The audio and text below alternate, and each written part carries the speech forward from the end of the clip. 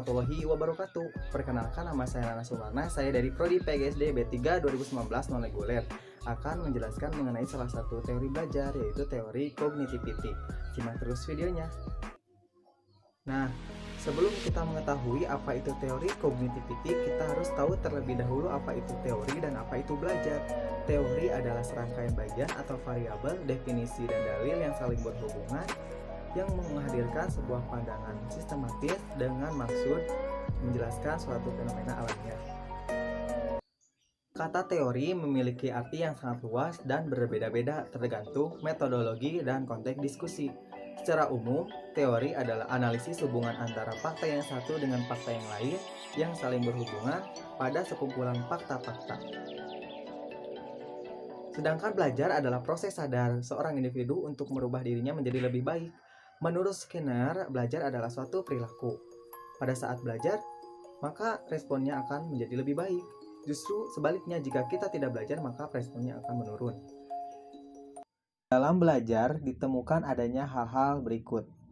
Yang pertama, kesempatan terjadinya peristiwa yang menimbulkan respon peserta didik. Yang kedua, respon si peserta didik. Yang ketiga, konsekuensi yang bersifat menguatkan respon tersebut. Pemerkuat terjadinya pada stimulus yang menguatkan konsekuensi tersebut sebagai ilustrasi, perilaku respon anak didik yang baik diberi hadiah, sedangkan perilaku respon yang tidak baik diberi teguran atau hukuman. Definisi kognitif berasal dari kata cognition yang mempunyai persamaan dengan knowing yang berarti mengetahui. Dalam arti yang luas, cognition atau kognisi ialah perolehan penataan penggunaan pengetahuan.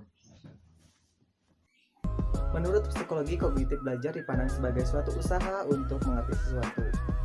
Usaha tersebut dilakukan oleh siswa secara aktif. Keaktifan itu berupa mencari informasi, mencari pengalaman, mempraktekkan di lingkungan untuk mencapai tujuan tertentu. Robert M.G. mengemukakan bahwa teori kognitivistik belajar dipandang sebagai proses pengolahan informasi dalam otak manusia. Pengolahan otak manusia terdiri dari 5 unsur. Yang pertama yaitu reseptor atau alat indera. Yang kedua sensory register, yaitu penampung kesan-kesan sensori.